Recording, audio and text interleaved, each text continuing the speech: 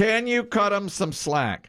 Hillary and Chelsea Clinton last week went to a show at the Schubert Theater on Broadway. The showing was Some Like It Hot.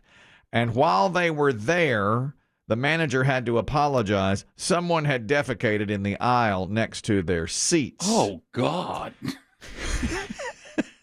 Lord.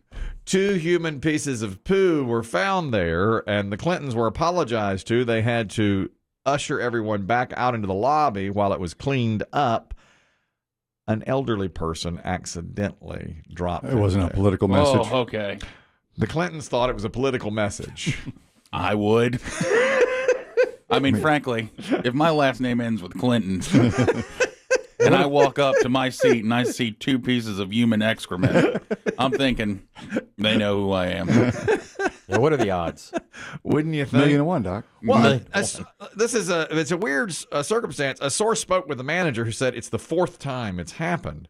So people are saying, well, there's somebody that's going into that theater and doing this on purpose. But another source said, no, it was just an unfortunate accident with an elderly person near the Clintons' aisle. And it had nothing to do with politics, and it had nothing to do with a serial pooper. How does this happen? Does he just go right there? Dropping trowel right there? I don't know. Or does it, can you...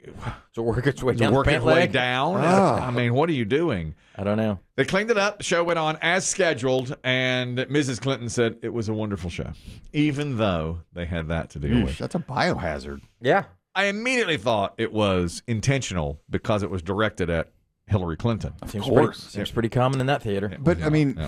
Yeah, I mean, I guess if you notice it was the Clintons, you do it during intermission, but then the lights are up. Yeah, you can't do that. Are they in K? Are they in L? Double K. I kind of felt like they'd be in a private box somewhere. You'd think. You know, the Well, two of they them. want to be common. I guess. And they were out there sitting with everybody else. Yeah. And that's what I think happened. the Schubert, that's one of the older ones, right? Yes. It's famous. I think I've heard, I've heard that name forever. It's and pretty famous. That's probably one of the ones where your knees, like Kelly, you would be terribly uncomfortable.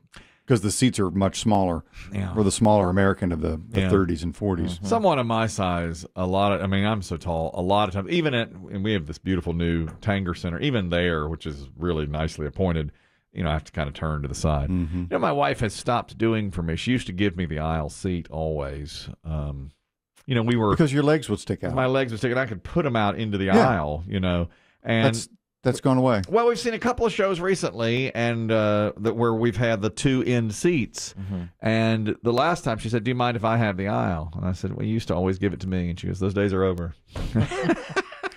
Is there an explanation? I think I had said something untoward in the car. I think I had said something she didn't like in the car, and that was that. So I think so. You've lost your end of aisle privileges forever. I guess that's too bad. It didn't look. It wasn't that night. It was the Temptation show. I sat on the inside, so I had to turn my legs towards her thighs. Well, away from her thighs. Away from her.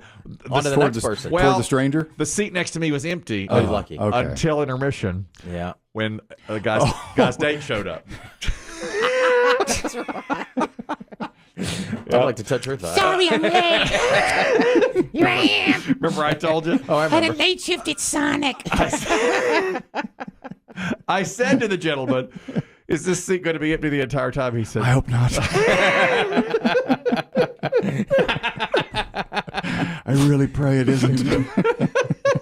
She showed I up. just took a little blue pill.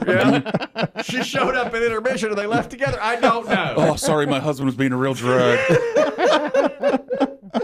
I don't know why. So I couldn't. Then I was just boxed in like that. Yeah. Trouble's on the phone. You know Trouble. Oh, Lord. You know how Trouble is. She knows something about this. This is at the Clintons' show at the Schubert Theater. Someone pooped at the end of their aisle. Some are saying, "Oh yeah, this is somebody that's doing this at different theaters," and then others are saying, "No, it was just an elderly person that had an accident." Trouble, go ahead. Hey, guys. When my husband, you know who that is, Oh, yes. and I lived in Asheboro, I was helping a friend with her elderly husband who was in the nursing home in Asheboro. And once a week, I'd pick him up. I'd take him to the grocery store. He was wonderful. And one time, he pooped in his pants at the grocery store. Ugh. We were standing there looking at the suits, and all of a sudden, I smelled something. and then it rolled down his pant leg and plopped out right there on the Food Line floor. So I had to shuffle him off to my car, and then I had to go back in and tell the manager that the kindly old gentleman I was with had just pooped his pants on aisle 5. And 6 God. and 7. Oh my gosh. Well, I guess then that is up to the Food Line staff to clean up. Is that what happened? I didn't clean it up. Yeah. Well, the theater. Well, she didn't have any cleaning materials. The theater staff cleaned this up too. That's brutal, man. That is tough. Oh, I'm sorry that happened to you. I mean, I suppose at a certain age, you need to wear tighter fitting undergarments. I guess. Right? Yeah, I guess. Guess so. So, well, Trouble says that's it can happen that way then. Oh man, sorry, Trouble. Thank you, and tell your husband we said hey. You know we love. That's Toby, the tennis instructor. Toby and Trouble. Just Toby and Trouble together again. They they're cops. Trouble and Toby. Thursdays at 9 on NBC. Okay. Can you cut him some slack? There's no way you're going to cut this guy any slack. All right. He's a police captain, and he was pulled over for DUI, and he asked the officer who pulled him over to turn his body camera off so that he could have a word with him. And, of course, the entire exchange was caught on camera. You been drinking tonight? I just got a ride. You been drinking tonight, sir? I'm a captain on the police department. What police department? Oklahoma City. I'm not turning my camera off. Please. I know you're aware of our body cam policy. You know I cannot turn off this body camera. I do, but I'd like to talk to you. I can't do that, sir. Please. I'd like to talk to you. I'll talk to you once we're done. You can turn it off, you can turn it on. I can turn it off once I'm done with my investigation, sir. Okay. I don't show favoritism to anyone, regardless. I don't care if you're a gangbanger or the President of the United States. Sir, I'm not asking you for that. If I was to treat you differently than I was to treat like some Southside loco or some pedo, how's that look on me? Sergeant Skinner, please. Okay, once we complete the test, I'll turn off my body camera. All right, go ahead and turn around for me. Put your hands behind your back. Are you going to arrest me, sir? Yes, I am. Can I talk to you? Can we keep the camera off now? Yeah, we'll turn the camera off now.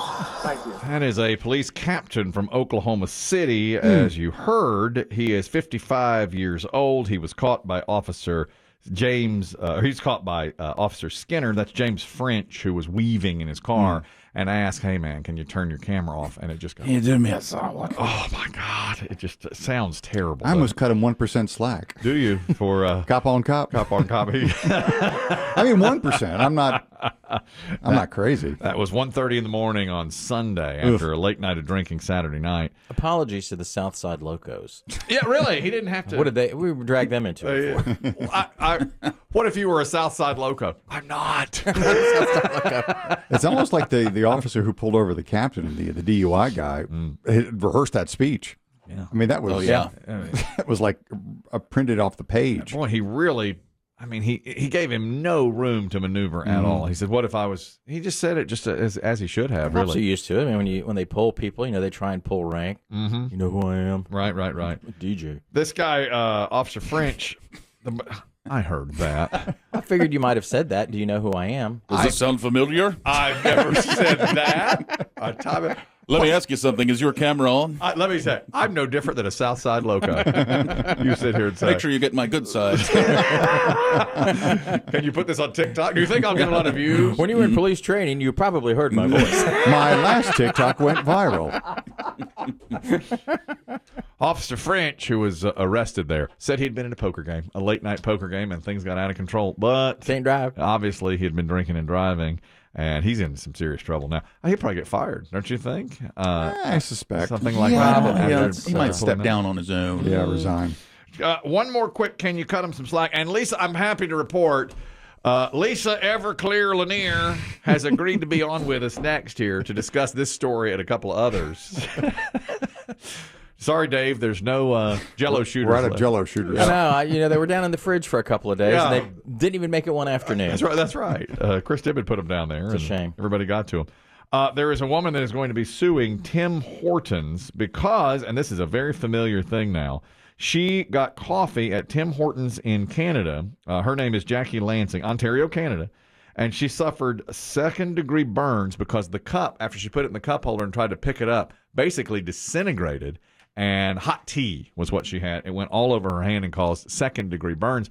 And she said it was absolutely awful. I'm 73. I've never had that much pain before, and it was horrific. I was unable to drive. I was on ice packs all the time because it was so painful.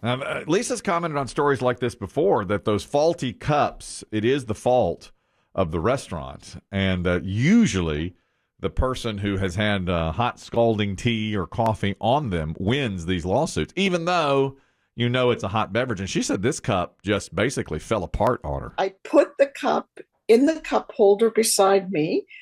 I went to lift the cup up to check it, and the cup completely collapsed on itself. How many people have to be hurt? Does it need to be a child that is scalded and possibly scarred before they accept responsibility for these cups? I mean, it's just that's all there is to it.